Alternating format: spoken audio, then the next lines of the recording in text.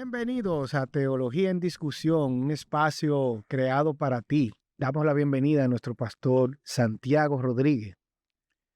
Gracias por la invitación, hermano Hochi. Quiero saludar a toda la audiencia. Esperamos tener un momento de aprendizaje aquí entre todos. Amén, amén. Pastor, hoy tenemos un tema, como siempre, picante, pero esto es un tema que ha traído mucha contradicción y la verdad a mí me preocupa mucho. Entonces, la gente está muy preocupada por el tema del fin del mundo. Yo soy uno de ellos, no le voy a dar mentira. Todos nos preocupamos y queremos saber un poco sobre el fin del mundo, que arroja la Biblia acerca del fin del mundo. Ujú. Bueno, como se llama este podcast, Teología en Discusión, es el título de este podcast es bien apropiado para los diferentes temas que usted siempre trae, que son unos temas, como usted mismo dice, picantes, eh, y que todos esos temas han estado en discusión a través de la historia, Toda la vida. desde el punto de vista teológico y desde el punto de vista filosófico y así. Así que adelante pues. Bueno, una pregunta que siempre uno tiene, ¿a qué se refiere el Señor en Mateo 24 cuando habla de unas señales que van a, o sea, las señales que van a anunciar el fin? Pues, señor.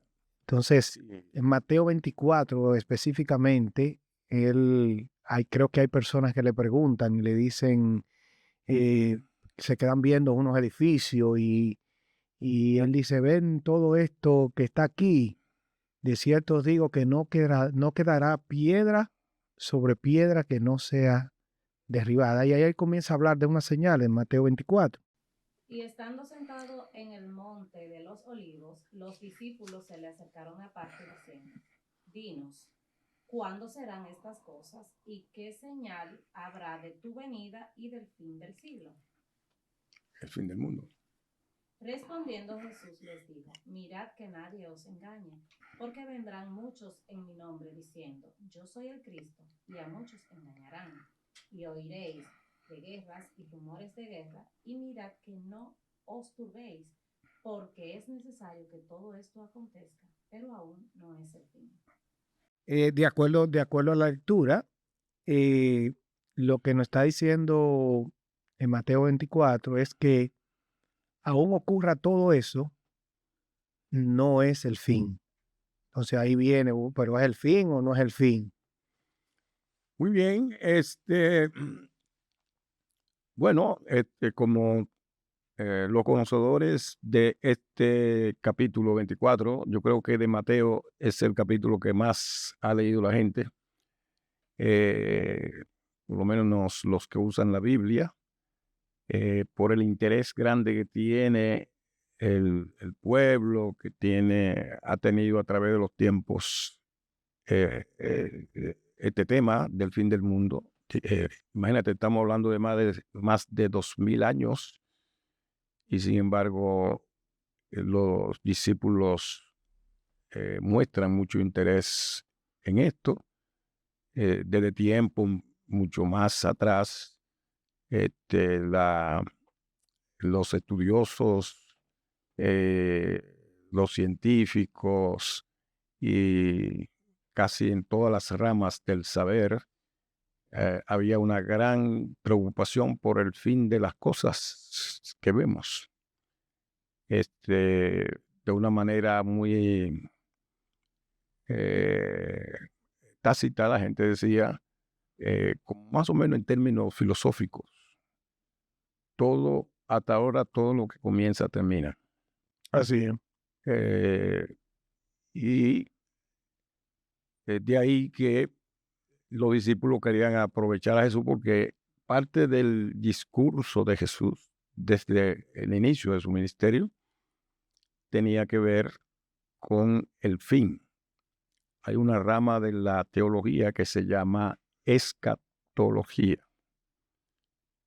que es la rama que trata sobre los eventos finales, sobre el fin del mundo. Entonces,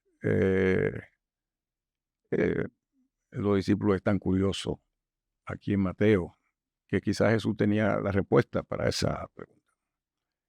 Y como tú mismo dices, Ochi, aún Mateo señala todos estos eventos terribles de guerra, hambre, pestilencia y de cosas que van a ser muy feas. Todavía necesariamente eso no son las señales del fin. Sí, pero eso ha ocurrido, ¿no? Porque desde todas las épocas hemos tenido hambre, hemos tenido terremoto, hemos tenido guerras Todo el tiempo. todo el tiempo. Entonces, ¿cuáles son las señales? Entonces Jesús va, si leemos el capítulo entero, Jesús confronta a los fariseos y a los discípulos para decirles cuál es la verdadera señal del fin de la era o del fin del mundo. Y cuando él dice que, como bien leímos, ¿verdad? Yo estaba frente al edificio, el templo de Jerusalén, que es una obra arquitectónica maravillosa. Usted se hubiera encantado ahí mirando ese edificio. Mirando esa arquitectura. Mirando esa arquitectura, ¿verdad? Como arquitecto al fin. Y Jesús le dice que ahí no quedará piedra sobre piedra que no sea derribada. Una gente que se sentían tan orgullosos de ese lugar y que le digan que eso va a ser destruido con el tiempo que duró eso y el dinero que se invirtió para construir ese templo, es una maravilla. La inversión. Es una maravilla. Y de la arquitectura, un milagro de la arquitectura en esa época. Estamos hablando de más de 2000 años. Así es. Entonces, luego, comparar eso, ¿verdad? Cuando los discípulos se sorprenden y dicen, pero es verdad, ¿será que Jesús no sabe el tiempo que se tomó construir ese edificio que dice él así tan fácil que se va a destruir? Pero en 3 días será edificado.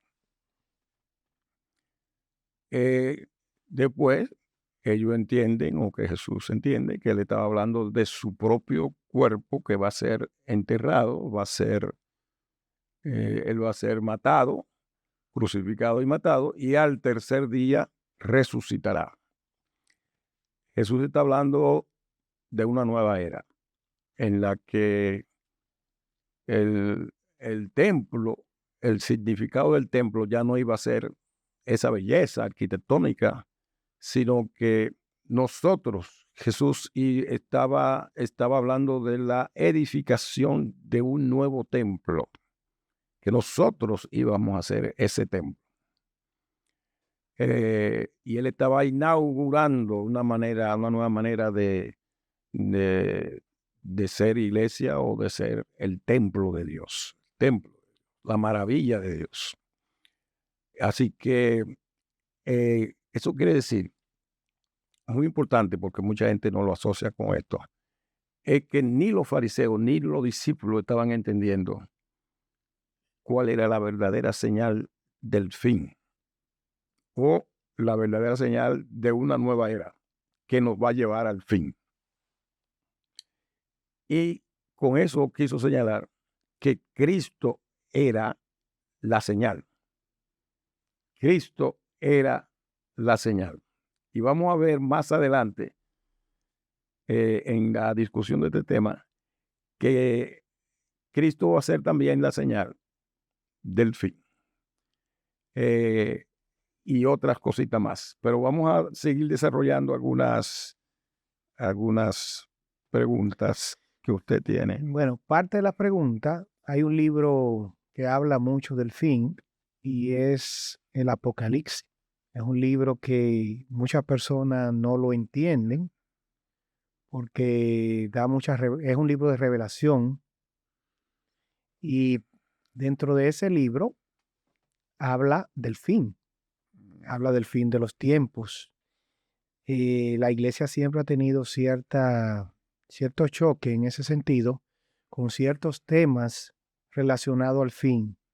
Dentro de ello es la segunda venida de Cristo, que Mm, está dentro ahí, pero también, eh, más que todo esto, vamos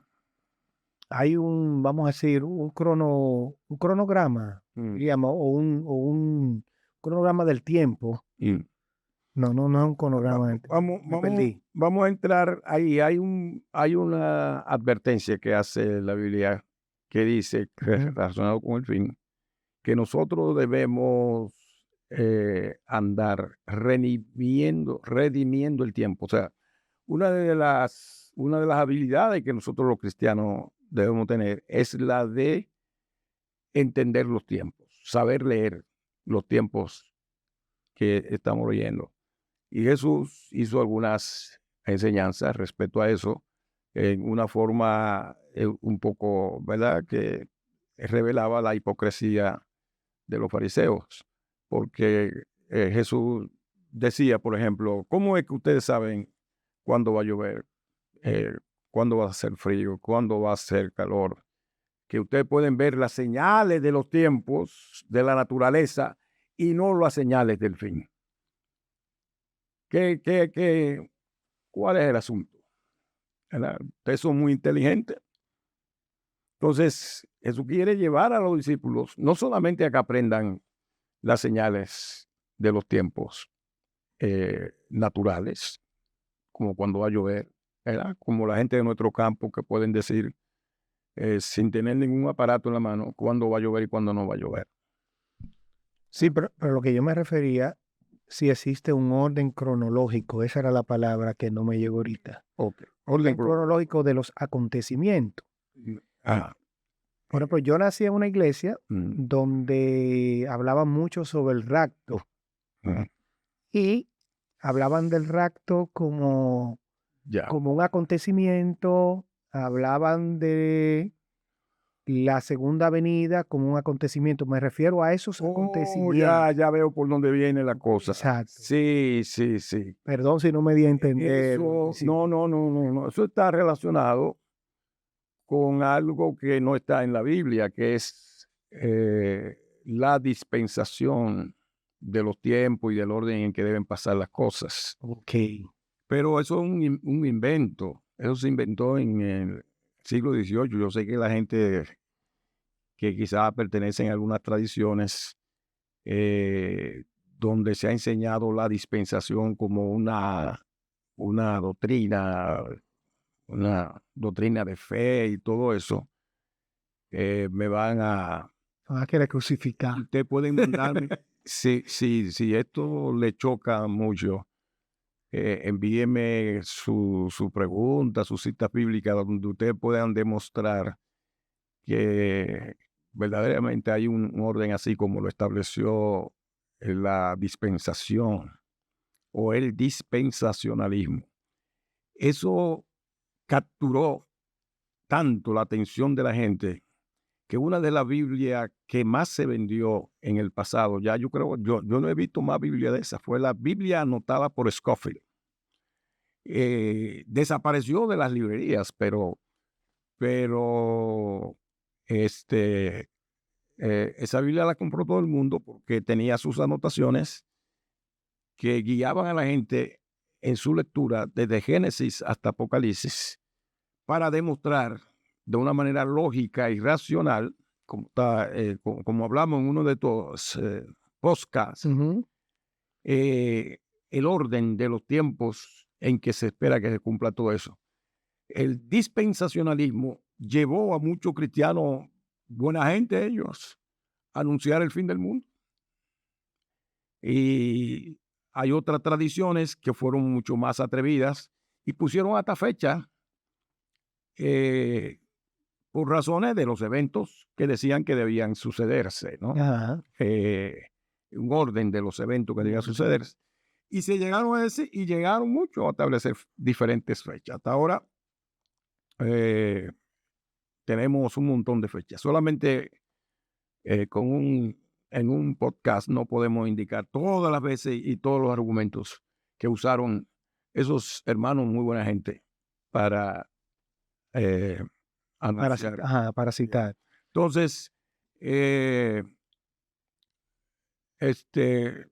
los que son muy conocedores y seguidores del dispensacionalismo hablan de 6, 7 dispensaciones, que son eventos y órdenes. Ahí es que está exactamente.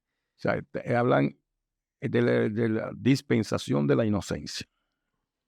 Y ellos lo explican de una manera muy racional. El que se deja guiar por esa Enseñanza. esa manera de leer la Biblia, va a decir, oh no, esta gente tiene razón, porque es verdad que el hombre vivió una época de inocencia antes del pecado.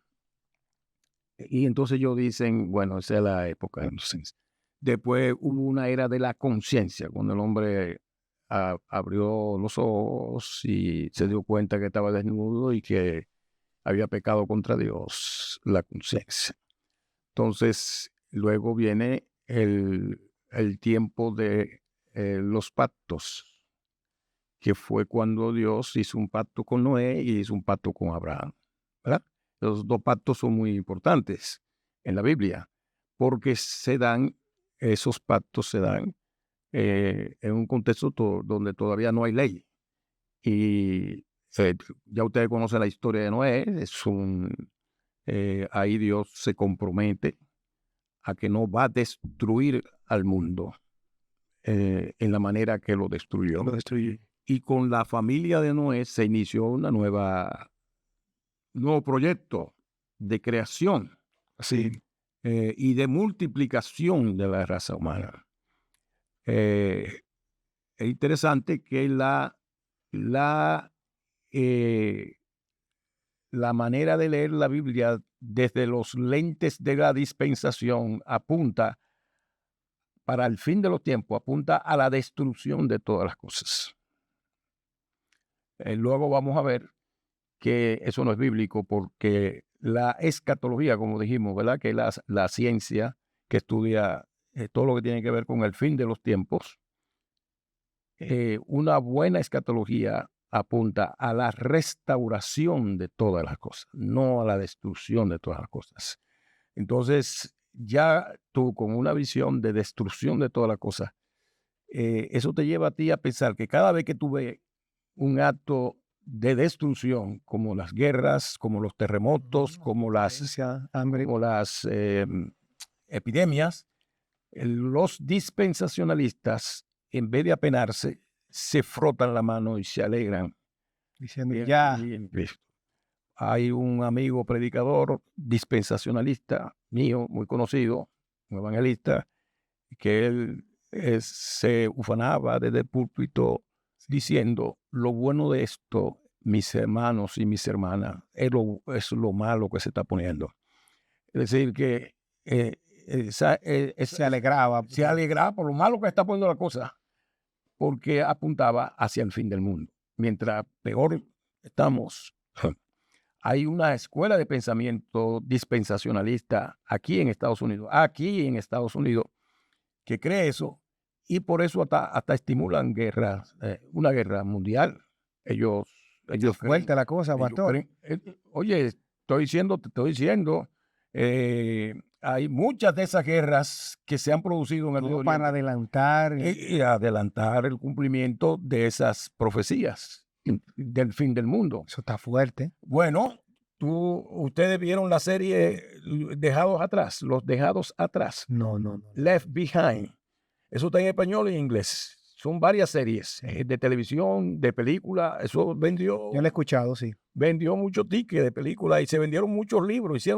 Se hicieron millonarios esa gente. Dejados atrás, hablando del rato y de los eventos que estaban pasando, que estaban llevando a la iglesia, porque estamos viviendo ahora en la era de la iglesia, según la dispensación. Está la dispensación de la ley, entonces la dispensación de la gracia y de la iglesia, y entonces viene después la tribulación. Todo eso son eventos que apuntan al fin del mundo, según esa visión dispensacionalista. Entonces, ellos piensan que la iglesia no va a sufrir la gran tribulación. Bueno, Entonces, esa es otra pregunta fuerte. no, también. está bien. Entonces, para que se entienda, gran tribulación. Eso quiere decir que hay que justificar ese predicamento de la dispensación de que la iglesia no va a sufrir la gran tribulación, y por eso se inventaron el rapto de la iglesia. Pero entonces el rapto de la iglesia no es bíblico. No es bíblico, no está en la Biblia. O sea, yo no sé, producción quizás quiere, está Producción. levantando la mano, quiere decir algo. Con relación a las señales de las guerras y esos acontecimientos, que entonces quienes creen que esas son las señales, están obviando que Jesús dijo aquí que no. Exactamente. Muy bien. Sí, porque Ahí en esa cita bíblica que leímos, claramente Jesús le dice que No. esto es el principio.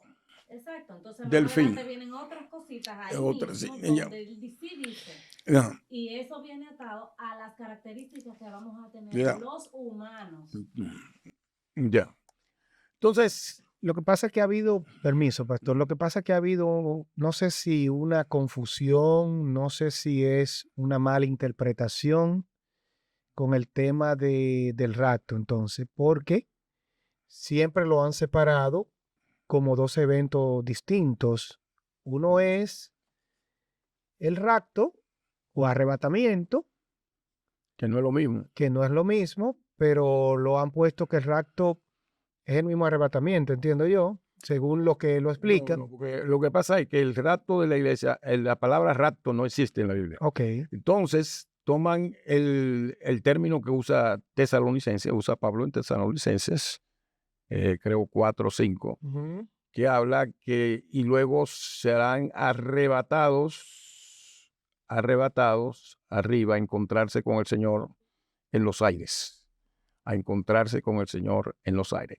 Y a eso los dispensacionalistas le llaman rapto, pero eso no. O sea, que lo separan Y entonces de lo han que separado, es la segunda venida de Cristo. han dividido la segunda venida de Cristo en dos.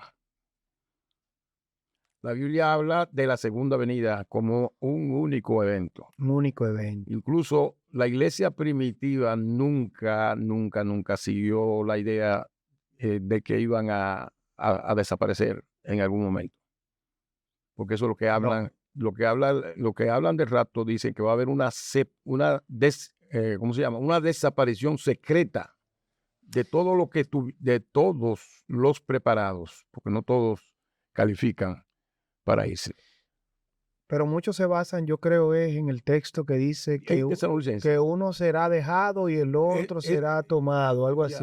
Bueno, ese Y es el secundario. El más importante que usan es el de Tesalonicenses, porque están hablando en un contexto de desesperación de los tesalonicenses que están siendo perseguidos y quieren un mensaje de consuelo y de esperanza. Y ahí entonces Pablo le escribe que nosotros hay esperanza, y habla de la segunda venida de Cristo. Él está hablando en el contexto de la segunda venida de Cristo. Yo les recomiendo traer un tema nada más sobre eso. porque es un tema muy amplio. Es amplio y podemos, como hay tanta gente que cree en esa versión, podemos traer citas bíblicas que han sido usadas para justificar el rapto de la iglesia. Pero por adelantado le digo que la justificación de un rapto basado en que la iglesia no puede pasar por la gran tribulación es contradictorio totalmente. Está interesante. En ninguna época de la historia de la iglesia ha sido librada de la gran tribulación. Bueno, de hecho, los discípulos pasaron todos por tribulación. Y Apocalipsis nos muestra claramente que toda la iglesia y hasta el día de hoy tenemos una iglesia, señoras y señores, que sufre la gran tribulación. Todavía hoy tenemos cristianos que viven en lugares que están siendo matados, perseguidos, apresados, torturados, forzados a perder la fe. ¿Usted quiere una tribulación más grande que esa? Entonces, ¿cómo es que hay una clase especial de hermanos y hermanas de la iglesia que van a ser librados de la gran tribulación? ¿Por qué razón? Está fuerte, está fuerte. Yo creo que Pero esto es un tema para otro podcast, Ajá. porque yo estoy dispuesto a que desmantelemos con Ay, ay, ay. precisión, con precisión ese tema. Y lo que me vean, pues, ¿verdad? Yo sé que hay muchos hermanos, tenemos muchos hermanos de la Asamblea de Dios y todos que creen todavía en esa parte, y yo sé que a partir de ahora me van a No, porque estamos aquí para aprender, tampoco crucificar. no estamos para que se sientan mal ni aludidos, pero es un tema para aprender, Tú porque la sabes que- Biblia es para aprender Sí, y esto es un programa para eso. sí, pero tú sabes que los temas religiosos han sido causa de muchas guerras. Sí, pero los temas deben basarse en la Biblia y si hay algo que la Biblia no lo presenta, no lo dice, entonces no podemos hablar de lo que nos dice la Biblia. En el próximo podcast podemos hablar, en otro podcast, o en el próximo podría ser, podemos hablar de dónde viene la idea del rapto y de la dispensación, del dispensacionalismo. Bueno, pues entonces los oyentes que nos están escuchando pueden poner en los comentarios si gustan que traigamos un tema relacionado solamente a ese tema. Mientras tanto, este tema del fin del mundo, claro, no podemos hablar de este tema sin tocar un poco Sí, porque la gente lo del asocia. Apocalipsis, porque Y el Apocalipsis. Mira cómo, primero, mira lo que dice Apocalipsis, ¿verdad? Vamos a ver, como estamos hablando, ¿verdad? Del fin del mundo y de la cosa. Y ya estamos mencionando Apocalipsis. Mira lo que dice Apocalipsis 21. Para que veas, la Biblia nunca se refiere a la destrucción de todas las cosas, sino a la restauración de todas las cosas. Dios está recreando lo que se destruyó con la caída del hombre, como consecuencia del pecado, lo que está pasando. Pero cuando Romano dice que la creación de Dios está gimiendo, esperando su restauración, eso es lo que quiere decir, restauración. Toda la creación gime esperando su restauración. Pero cuando habla de toda la creación, también nos incluye a nosotros, los seres humanos. ¿Sí? Por ejemplo, un ejemplo, dice que cuando nosotros venimos a ser cristianos, somos nuevas criaturas en Cristo Jesús. así es. O sea, el Jochi que no conocía a Dios y no era seguidor de Cristo y no creía en Cristo y que era malo y que era rebelde a lo de Cristo. Es el Jochi que está aquí dando testimonio de su fe. ¿Qué pasó contigo? Era una transformación. Transformación. Restaurado. ¿Ya? Y estamos hablando de la pieza principal de toda la creación. Tú eres una pieza principal de toda la creación. Entonces, ¿de dónde saca la gente la idea de que tú vas a tener que ser destruido para entonces ser reestructurado? Entonces, mira lo que dice aquí, Apocalipsis 21. Después vi un cielo nuevo y una tierra nueva, porque el primer cielo y la primera tierra habían dejado de existir, lo mismo que el mar, y vi además la ciudad santa y todo eso. Entonces, aquí está hablando de una dimensión nueva de la tierra y del cielo y de todo. Todo será renovado. Tú eres nueva criatura. El cielo va a ser nuevo. Pero se en está ese refiriendo sentido. a otra dimensión. Una dimensión nueva. El Señor va a cambiar el sistema completo. Todo lo que nosotros, todo lo malo y lo dañino y toda la destrucción que hemos provocado, todo eso va a ser limpiado y va a surgir una dimensión nueva, un cielo nuevo. ¿Qué dice el versículo que acabo de citar? Que tú eres nueva criatura, nueva, nuevo cielo, nueva tierra. ¿Mm? Eso es lo que dice. El viejo hombre dejó de existir en ti, pero está ahí tocando la puerta tratando de entrar. ¿eh? Entonces, bajaba del cielo procedente de Dios. No era que la iglesia subía. De eso le iba a hacer una pregunta también. O sea, No era que la iglesia pregunta, subía en un rato para allá. la gente va al cielo No, o bajaba. o vamos a estar aquí en la tierra. Bajaba del cielo procedente de Dios, preparada como una novia hermosamente vestida para su prometido. Entonces, vamos a ver un poquito más adelante. El Dios va él se está mudando para acá, aquí según esto, va a establecer su habitación, su lugar de residencia aquí con nosotros. Acuérdate que la oración del Padre Nuestro es que sea hecha tu voluntad en la tierra como en el cielo. Y eso lo va a lograr Dios. Porque todo esto se va a convertir en habitación de Dios. Lugar de Dios. Dice, Dios mismo estará con ellos y será su Dios. ¿Ah? Dice que la morada de Dios, esto va a ser la morada de Dios. Dice que esta es la morada de Dios. Él acampará en medio de ellos, oye, acampará, se establecerá aquí. Y ellos serán su pueblo. Y Dios será nuestro Dios. Él enjugará toda lágrima, va a ser todo nuevo, transformado, el fin del mundo, el fin de todo. No habrá muerte, ya no habrá muerte, dolor, ni llanto, ni lamento, ni dolor. Pero lo estamos leyendo aquí. Entonces dice, el que está sentado en el trono dijo, yo hago nuevas todas las cosas. Nuevas, todas las cosas. ¿Ah? Porque estas palabras son verdaderas. Entonces yo soy el alfa y el omega. Y así sucesivamente, que la gente termine de leer. Porque entonces más adelante dice que el novio bajaba, ¿verdad? El novio Cristo, para venir aquí a celebrar la boda del Cordero.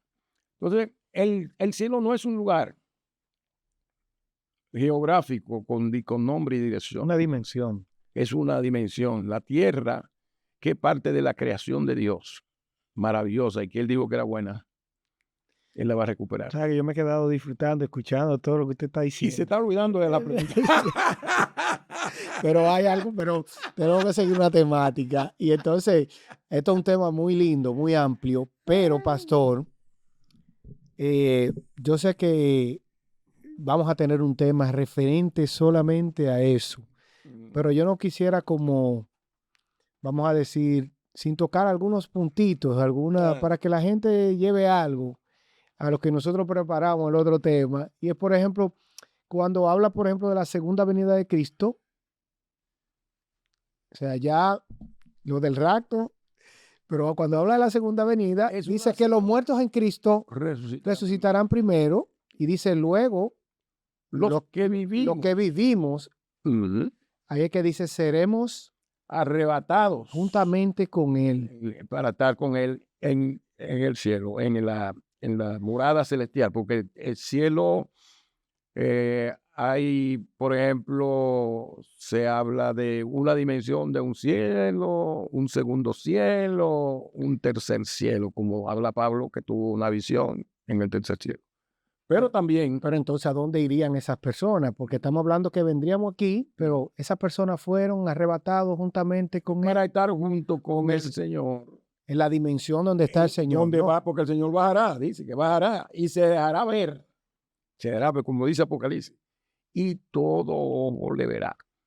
También hay otra parte, pastor, que habla de los muertos, que unos serán levantados, juzgados, uno para salvación y otros Para para... la muerte segunda, que ya sería la condenación eterna. Entonces, la pregunta es, ¿existe un juicio final entonces? Sí existe un juicio final, claro. Según, eso está en Apocalipsis 20, 11, Exacto. y dice que los muertos fueron juzgados por las cosas que estaban escritas en los libros. Ya. Y ahí es que habla de que no se halló inscrito en el libro de la vida, fue lanzado al lago de fuego. Entonces, sí hay un juicio final, Sí, donde cada uno será juzgado por un hecho. sus hechos. Yo sé que además de eso, la gente tiene preguntas, tiene interrogantes de que sí al final de todo, sí va a haber una selección, ¿no? Va a haber un juicio. Va a haber un juicio, o sea, por las cosas que cada uno hizo en este Cada quien mundo. va a dar cuenta de lo que hizo. Ahí es que se refiere que la gente dice que la salvación es individual, es un término muy popular, que la gente habla de que la salvación es individual, refiriéndose, me imagino, al juicio. Yo tengo otra pregunta. Entonces, ¿sí va a haber una gran tribulación o ya, como usted explicó ahorita, estamos en el proceso de la gran tribulación? Bueno, si tú le preguntas eso a uno de esos hermanos que están siendo perseguidos en muchos lugares del mundo, se va a sentir muy ofendido.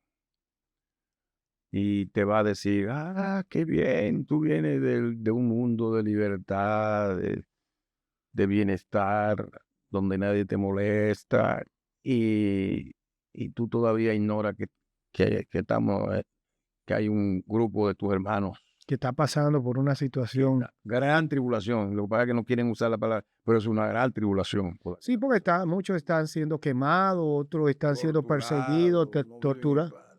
No viven en paz, tal y como describe la Biblia. Por eso que hay un tema teológico muy importante que establece que aquellos hermanos que están viviendo muy cómodos en sociedades como la que estamos nosotros viviendo, que no se sienten molestados ni desafiados con su fe, están más en peligro de terminar mal que los que están viviendo bajo persecución. Porque aquí nosotros nos tomamos la libertad, el derecho de no ser auténticos cristianos, de no hacer el trabajo que estamos llamando a hacer. Nosotros estamos aquí distraídos, pensando en problemas simples. Estamos más preocupados con lo que no tenemos que con lo que tenemos. Así es. Creemos que tenemos que llevarnos el mundo por delante para tener lo que el mercado dice que tú tienes que tener para ser feliz. Las iglesias aquí están vacías. Sin embargo, en esos lugares donde los cristianos están siendo perseguidos, las iglesias hacen fila, los hermanos, para entrar a la iglesia. Y Increíble. de manera liviana nosotros hemos tomado la iglesia. Se están cerrando muchas iglesias. La gente está descuidada, sumamente descuidada. Y por eso que algunos expertos dicen que no se sabe cómo es mejor, si vivir la fe cristiana bajo persecución o si vivir un ambiente como este de tanta paz y de tanta distracción. Pero eso es parte también de las señales, porque en las señales dice que también habrá un tiempo como de enfriamiento. Sí, pero nada más aquí, enfriamiento en algunos lugares, porque a veces cuando leemos esos pasajes creemos que es algo generalizado, que se va a dar en todas partes. Cuando la gente ve la iglesia aquí en Estados Unidos, dice, pero es verdad lo que dice la Biblia, pero la iglesia está haciendo un impacto y una revolución grandísima en En algunos lugares.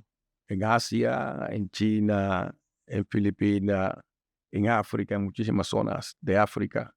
En Europa la iglesia está muriendo. En Europa, todos los países desarrollados, la iglesia está durmiendo. y muriéndose. Pero la iglesia está ferviente, caliente en muchos de nuestros países. Cualquier iglesia, por ejemplo, en el país suyo, tiene 200, 300 millones, una iglesia pequeña.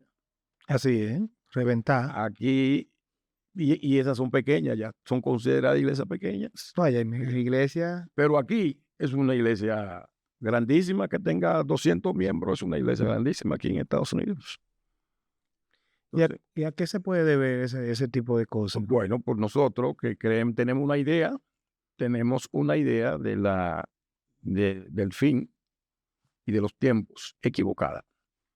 Y no estamos pensando, algunos están tan descuidados que no estamos pensando que, ¿verdad?, en el fin, ya ni siquiera eso tan, o sea, pero tú le preguntas a uno de esos creyentes, como los creyentes de la comunidad de Apocalipsis de Asia Menor, ¿qué esperanza tenían? Y digo, no, esto se acaba pronto, Cristo viene pronto.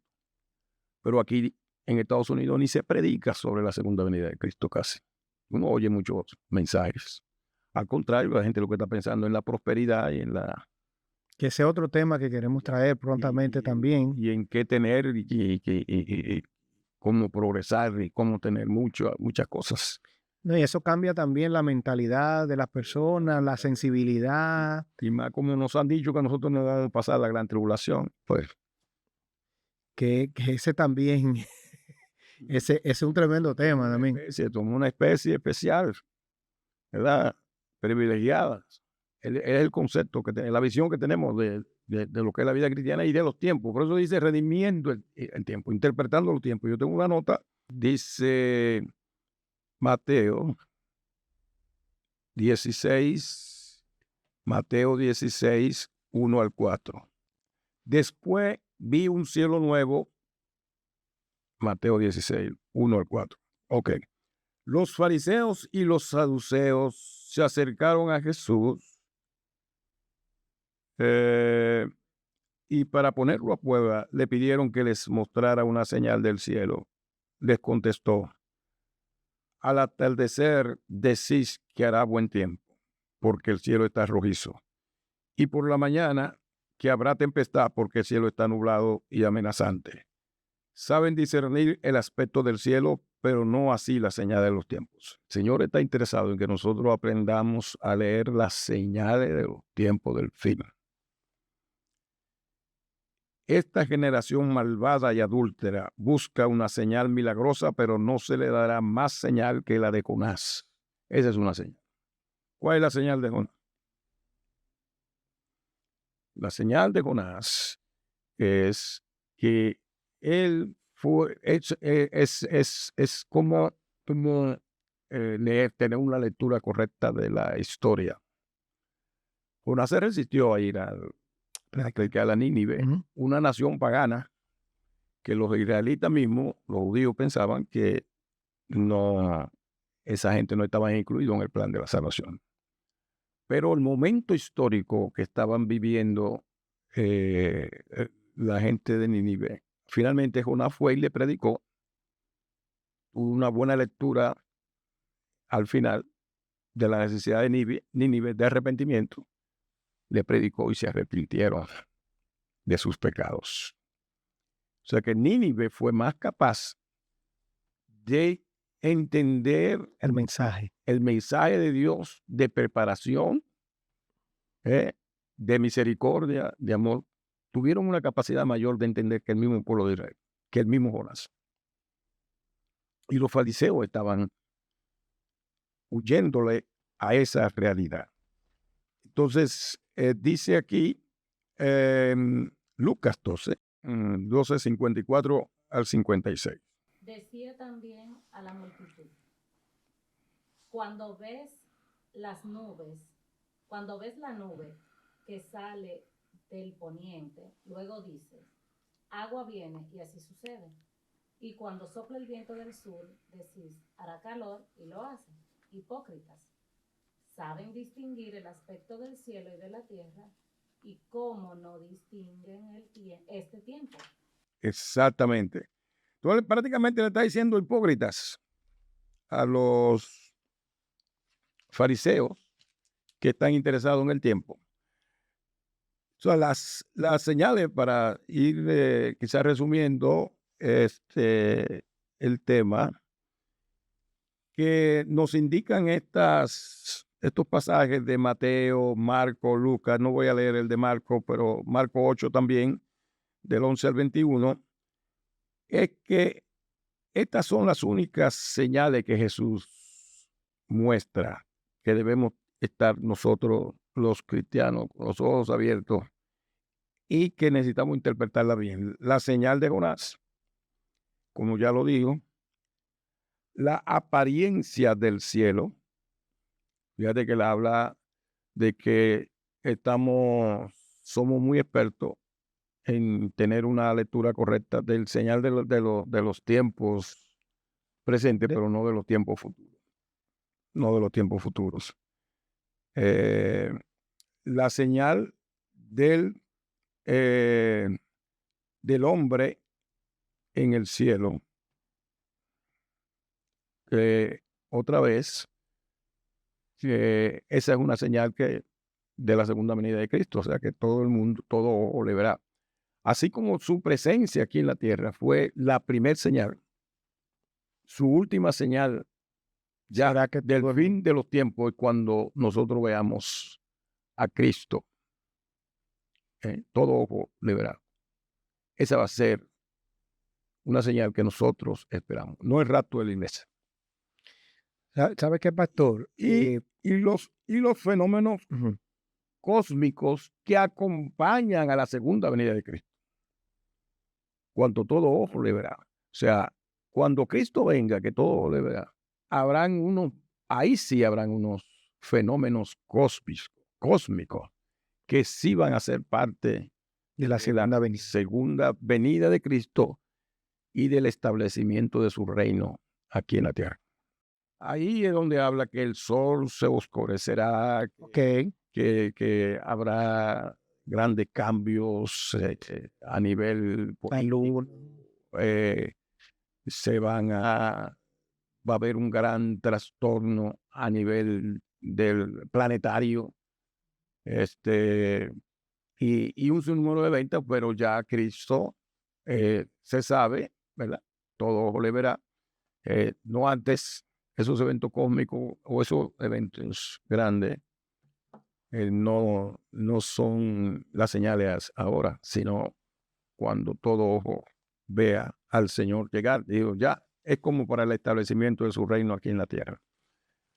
Pastor, ¿sabe qué? Me gustaría, la verdad, que hagamos también otro podcast, y aparte del de la segunda venida, que yo sé que lo vamos a hacer, es enseñar a las personas cómo leer el libro del Apocalipsis, porque que el Apocalipsis es un libro que yo sé que para muchas personas es muy complicado, porque sé que tiene eventos, porque de ahí que vienen tantas contradicciones con el tema del Apocalipsis. Le tiene miedo porque lo han asustado pensando que el Apocalipsis es un libro de juicio y de tribulación, y el libro de Apocalipsis, escuche bien, es un libro de esperanza.